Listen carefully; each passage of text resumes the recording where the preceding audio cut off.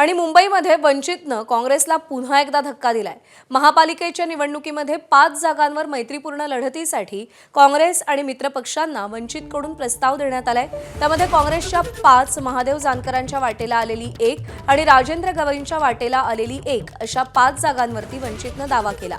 या 5ही जागांवर आम्ही माघार घेऊ शकत नाही, त्यामुळे या 5 जागांवरती फ्रेंडली फाईट म्हणजेच मैत्रीपूर्ण लढत करू असं वंचितनं म्हटलंय।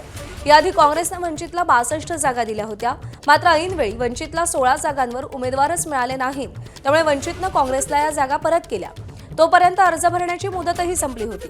काँग्रेसला हा फटका बसलेला असताना आता वंचितनं 5 जागांवरती मैत्रीपूर्ण लढतीचा प्रस्ताव दिलाय। पण चित्त आता एका ठिकाणी त्यांनी भरलेलं आहे तिथं, आता त्याबद्दल बोलण्यात काय अर्थ नाही। विशेष म्हणजे नाराजी तुमची नाही, आता नाराजीचा काय प्रश्न आहे। आता लढू, ते बी मैत्रीपक्षाला आम्ही मिळून लढू। आता मग काय करायचं ते? काँग्रेसने नाही दिला का तुम्हाला? नाही, काँग्रेसने दिलेला शब्द पाळला होता। काँग्रेसने पाळला होता शब्द। काँग्रेसचा काही दोष नाही। काँग्रेसने दिलेला शब्द वर्षाताईनं दिला, हर्षवर्धन सपकाळनं दिला, सचिन सावंत वंचितने पाळला नाही. वंचितनं आता त्यांच्याशी माझी स्वतः प्रत्यक्षात बोलणं झालं, त्यांच्या ज्या प्रवक्त्याशी झालं बोलणं, पण त्यांनी भरायलाच नाही पाहिजे होता, एवढीच माझी अपेक्षा होती। एबीपी माझा, उघडा डोळे बघा नीट।